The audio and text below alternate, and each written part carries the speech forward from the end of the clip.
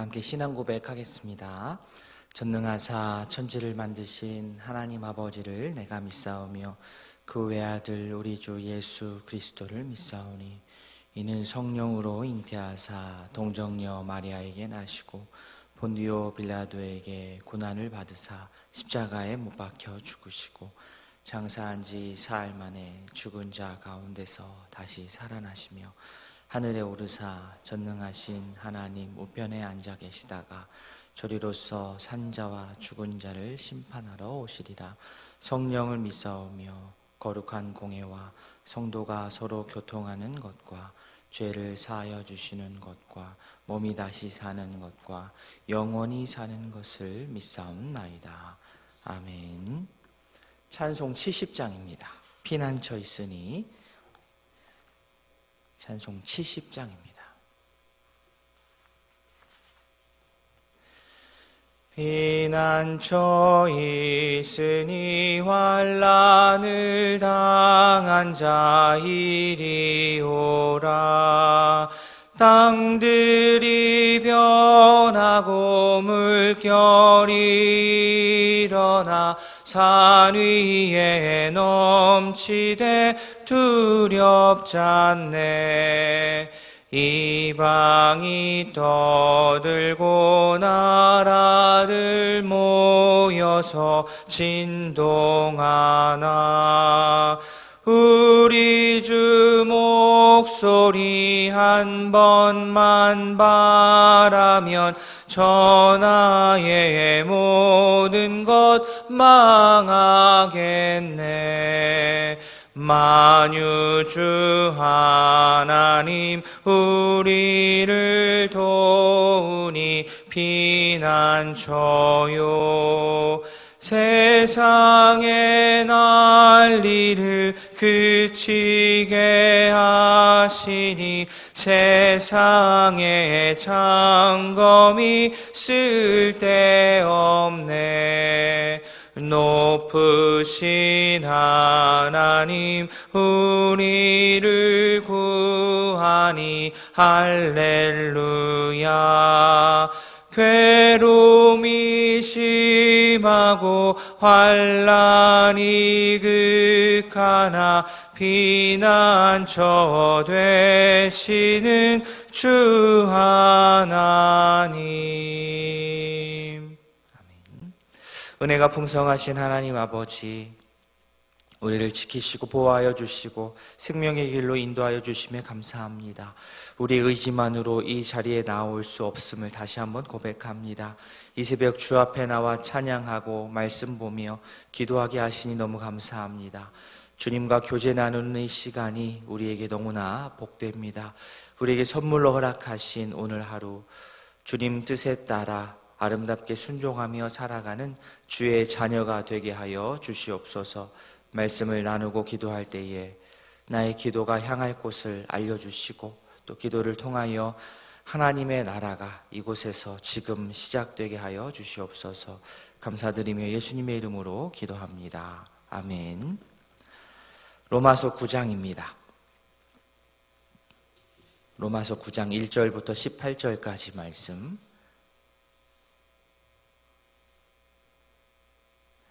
1절과 2절이 함께 되어 있기 때문에 제가 처음 시작 1, 2절을 제가 읽고 우리 성도님들께서 3절 또 제가 4절 이렇게 처음만 제가 2절을 읽고 교독을 하도록 하겠습니다.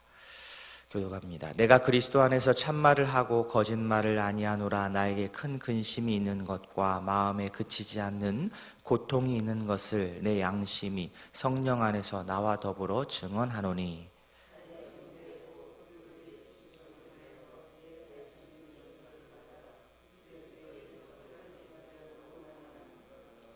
그들은 이스라엘 사람이라. 그들에게는 양자됨과 영광과 언약들과 율법을 세우신 것과 예배와 약속들이 있고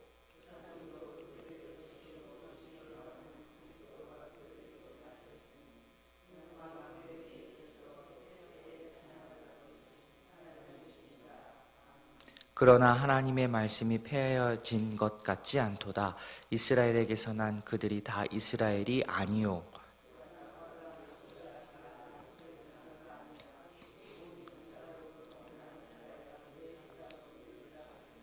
곧 육신의 자녀가 하나님의 자녀가 아니요 오직 약속의 자녀가 씨로 여기심을 받느니라.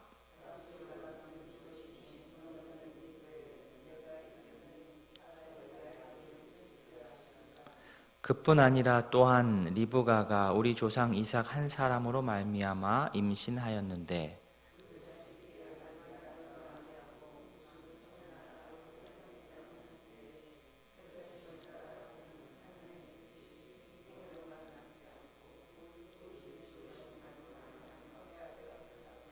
리브가에게 이르시되 큰 자가 어린 자를 섬기리라 하셨나니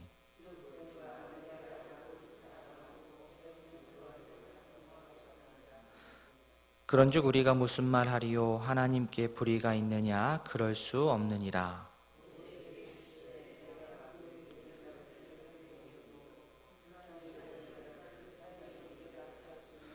그런즉 원하는 자로 말미암음도 아니요 다름 박질하는 자로 말미암음도 아니요 오직 긍휼히 여기시는 하나님으로 말미암음이니라.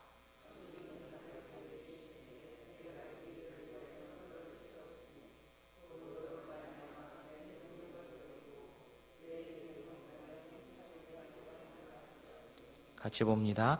그런즉 하나님께서 하고자 하시는 자를 긍휼히 여기시고 하고자 하시는 자를 완악하게 하시느니라. 아멘. 바울은 자신의 동족 유대인들을 무척 사랑했습니다. 조금 더 구체적으로 표현하자면 안타까워했습니다. 말씀에 마음에 그치지 않는 고통이 있다. 초반에 그렇게 나오죠. 마음에 그치지 않는 고통이 있다라고 표현할 정도입니다. 바울의 진심이 들어있는 것이고요. 3절 말씀을 보면 좀 표현이 세다 느끼실 수 있습니다. 3절 보시면 나의 형제 고륙의 친척을 위하여 내 자신이 저주를 받아 그리스도에게서 끊어질지라도 원하는 바다. 아주 맹세하듯이 강하게 말하고 있습니다. 바울의 형제 고륙 친척이 구원을 얻게 된다면 도리어 내가 그리스도에게서 떨어져 나간다 해도 좋다라는 식입니다. 그 정도로 이 동족의 구원을 강렬하게 원하고 있고 그 정도로 동족을 향한 어떤 안타까운 마음이 강했습니다. 왜 그렇습니까? 유대인들은 하나님께 특별한 그런 선택을 받은 자들이었기 때문입니다. 물론 이렇게 얘기할 때 우리가 오해하지 말아야 될 것이 유대인이 어떤 특별한 하나님의 선택을 받았다고 하여서 유대인 자체로 어떤 민족적인 자체로 특수성이 있어서 다른 민족에 비해서 어떤 외적인 우월한 부분이 있어서 하나님께서 여러 민족 중에 고르고 따져서 유대인들을 택했다라고 우리가 생각해서는 안 됩니다. 어느 지역, 어느 민족을 택한 것, 어느 시점을 택한 것, 이 모든 것은 오로지 하나님의 주권에 속해 있는 영역입니다. 그렇기 때문에 자신이 유대인이라고 해서 어떠한 목에 힘이 들어가서는 절대로 안 됩니다. 하나님께서 인간 역사 가운데 하나님의 뜻을 구체적으로 이루어 가시는데 이렇게 어느 한 지역, 어느 한 시점, 어느 한 민족이 있어야 했고 그들이 하나님께 이런 방식으로 그런 목적으로 쓰임받은 겁니다. 쓰임받은 겁니다. 물론 유대인들에게 있는 특별함이 그 결과 있게 되는데요. 4절과 5절이 그 내용입니다. 하나님의 택하심으로 인하여서 하나님의 선택으로 인하여서 유대인들이 가지고 있는 특별함들이 4절, 5절에 쭉 연결이 되거든요. 양자됨, 영광, 언약들, 율법을 세우신 것, 예배, 약속들, 조상들, 그리고 그리스도가 나심. 대단한 거죠. 이런 정도의 특별한 하나님의 관심을 입었다면, 그랬다고 한다면 단순하게 생각하면 이 자들은 모두 한 명도 빠짐없이 하나님의 구원 백성이 되어야 하는 것 아닙니까? 그러나 현실은 그렇지가 않았습니다. 이방의 빛이 되는 역할을 감당해야 될 자들이 하나님의 이러한 본래의 의도, 그들을 택하시고 그들을 통하여서 이 일들을 행하시는 것을 본 의도를 깨닫지 못하고 이게 자기들이 이제 좀 교만해지기 시작한 거죠. 종교적인 잘못된 선민의식에 사로잡혀서 도리어 멸망의 길로 가는 그런 이들이 생겨나기 시작한 겁니다. 자, 그러면 이 상황이 이렇게 진행이 되면 하나님께서 지금 잘못하신 것입니까? 하나님의 구원 계획이 실패한 것입니까? 아닙니다. 6절에 그러나 하나님의 말씀이 폐하여진 것 같지 않다. 이스라엘에게서 난 그들이 다 이스라엘이 아니다. 그러니까 하나님의 말씀이 폐해진 것이 아닙니다. 하나님의 약속이 이루어지지 않은 것이 아닙니다. 왜냐하면 이스라엘 조상을 두었다고 해서 다 이스라엘 사람이 아니기 때문입니다. 아브라함의 후손이라고 해서 다 그의 자녀가 아니기 때문입니다. 하나님의 자녀를 어떤 인간의 혈통적인, 그렇죠? 유전적인, 혈통적인 의미로 이해하면 이게 맞지가 않습니다. 8절에 따르면 육신의 자녀가 하나님의 자녀가 아니고 오직 뭐요? 약속의 자녀가 하나님의 자녀이기 때문입니다. 자, 이삭과 리브가 사이에서 나온 에서와 야곱을 한번 생각해 보시면, 자, 에서와 야곱이 태어나서 어떤 행동을 한 것을 기반으로 해서 하나님께서 그것을 따져보시고 어느 한 사람을 우선으로 택한 것이 아닙니다. 일반적인 출생 순위를 통해서 위아래를 정했던 어떠한 전통을 뒤집으면서까지 하나님께서는 주권적인 선택으로 야곱을 택하셨습니다.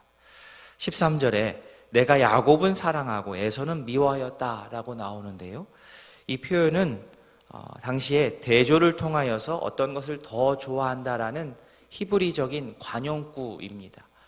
우리들은 잘 모르지만 당시 사람들은 너무나도 잘 아는 어떤 히브리적인 경구와 같은 관용구와 같은 것을 사용하여서 야곱을 에서보다 더 선택했다라는 것을, 좋아한다라는 것을 표현한 것이죠. 근데 오해하지 말 것이 하나님께서 엄청나게 막 편애를 하셔가지고 마음이 옆으로 기울으셔가지고 이유 없이 막 에서를 미워하고 그렇게 이해해서는 안 됩니다. 바울이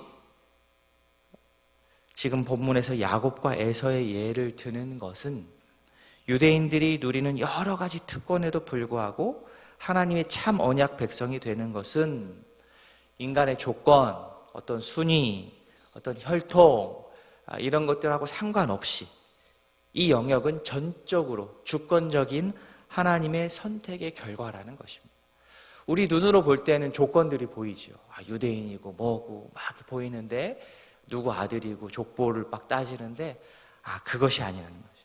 하나님의 택하심은 인간의 어떠한 혈통이 아닌 약속의 말씀에 따라서 하나님의 온전한 전적인 주권에 따라서 선택하신다는 겁니다. 그래서 이 영역은 우리가 다 100% 다 우리의 이성의 영역에서 하나님의 주권의 영역을 다 풀어서 설명하고 이해하고 해내기는 사실은 버거운 부분이 있습니다. 자, 그러면 이어질 수 있는 질문이 이겁니다. 그러면 하나님 불공평한 거 아닙니까? 바울의 답은 불공평하지 않으시다입니다. 자, 먼저 모세에게 말씀하신 부분입니다. 15절. 내가 긍휼히 여길 자를 긍휼히 여기고 불쌍히 여길 자를 불쌍히 여길 것이다. 자, 긍휼을 입을 존재가 아닌데 긍휼을 입었으니 이것은 당연한 것을 받은 것이 아니고 당연하지 않은 은혜를 받은 겁니다. 기준을 내가 긍휼을 여길 어떠한 여지가 없는 자가 긍휼을 입은 겁니다. 자, 두 번째 바로의 경우를 보시면 완악한 바로죠. 완악한 바로도 하나님의 구원 역사에 등장해서 하나님의 역사를 이루어 가는데 조금 다른 역할을 하긴 했지만 쓰임 받았지만 그렇다고 바울의 그 굳은 마음이 돌이켜지지는 않았습니다. 하나님의 공의로움을 말하는데 지금 하나님의 공의로움, 하나님의 정의롭냐라는 것을 설명하는데 이 정의롭다, 정의롭지 않다 얘기를 하지 않고 바울은 지금 하나님의 긍휼하심을 말하고 있습니다. 이게 참 맞는 논리인가 우리 인간 생각으로 할 수 있겠지만 생각해보면 바울의 접근이 맞은 겁니다. 하나님께서 죄인들을 구원하시고 다루시는 근거는 정의로움이 아니라 긍휼이기 때문입니다. 하나님께서 죄인들을 다루시는 근거는 정의가 아니라 긍휼이기 때문입니다. 말씀을 묵상하면서 그걸 상상을 해보았습니다. 자, 0에서 10까지 이제 수직으로 있다고 한번 생각을 해 보십시오. 우리는 은연중에, 저 같은 경우는 그랬습니다. 나는 한 5 정도 되겠지. 5 정도에 갖다 놓고 시작을 합니다. 그래서 내가 잘하면 올라가고 못하면 좀 떨어지고 이렇게 생각을 했었는데, 사실 이 기본값은 잘못된 겁니다. 우리의 기본값은 5가 아니라 0이에요. 0. 하나님 보시기에 인간 모두는 어느 누구도 구원받을 조건을 가지고 있지 않습니다. 5의 상태가 아니라 0의 상태입니다. 그래서 우리의 마음이 정말로 강팍하게 되어서 0의 상태에 그냥 그대로 있다 한들 그것은 우리의 책임인 것이지 하나님께서 정의롭지 않아서가 아닌 것이죠. 자, 어떤 사람은 구원을 받고 어떤 사람은 구원을 못 받고의 접근을 우리가 기본값을 5 정도로 둘 때는 그렇게 생각합니다. 누구는 구원받고 누구는 구원받지 못하고. 근데 그게 아니고 우리의 기본값을 0으로 놓고 보면 우리 모두는 원래 다 전부 구원이 가능하지 않은데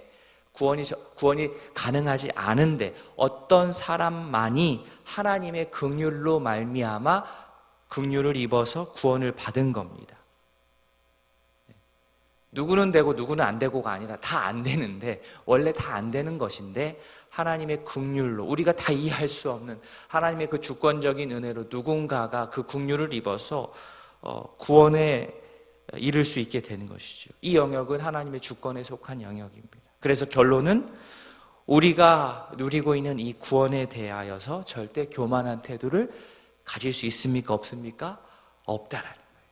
우리가 이 자리에 나와 앉아 있는 것은 우리가 뭔가 좀 잘해서 그럴 만한 어떠한 여지가 있고 조건이 되어서 나온 것이 아니라는 겁니다. 하나님의 우리가 이해할 수 없는 택하심과 긍휼의 은혜를 입었기 때문에 우리가 예수님을 믿을 수 있게 된 것입니다. 로마서 말씀 좀 어렵죠. 어려운데 이게 조금 잘 묵상하면 참 정말 하나님의 긍휼의 은혜를 더 간절하게 또 묵상하고 감사하게 되는 것 같습니다. 말씀을 정리합니다. 인간의 노력과 사랑에는 한계가 있고 실패가 있지만 하나님의 사랑에는 실패가 없으십니다. 하나님의 사랑과 은혜를 입은 우리, 정말 이해할 수 없는 하나님의 사랑과 은혜 앞에서 우리가 다른 거 할 것 없습니다. 겸손의 무릎을 꿇고 그의 주의 사랑을 잘 간직하고 또 이 사랑을 전할 수 있는, 우리의 손을 통하여, 우리의 입을 통하여 하나님의 놀라운 십자가의 은혜의 복음을 잘 전하며 나아가는 복된 주의 자녀들 다 될 수 있기를 진심으로 소원합니다. 아멘. 말씀을 기억하면서 기도하심과 동시에 우리 집중하여 기도할 가정입니다. 하는자 권사님 가정, 성령 지혜 충만 믿음의 진보, 주님의 기쁨 되는 가정, 온 가족 영육 간의 강건함 더해지실 수 있도록 우리 기도해 주십시오. 김정순 A 집사님 가정, 가족 건강, 맡은 직분 잘 감당, 자녀들 말씀에 순종하는 삶, 손녀, 손자들 주 안에서 믿음 성장할 수 있도록 기도해 주시기 바랍니다. 몸이 연약한 또 우리 성도들, 또 환우들 있습니다. 기억하시고 꼭 기억해 주시고 옆에서 간호하고 있는 우리 가족들 마음 붙들어 주시도록 우리 함께 기도하는 시간 갖겠습니다. 교회를 위해서 또 기도하도록 하겠습니다. 다 함께 기도하시겠습니다.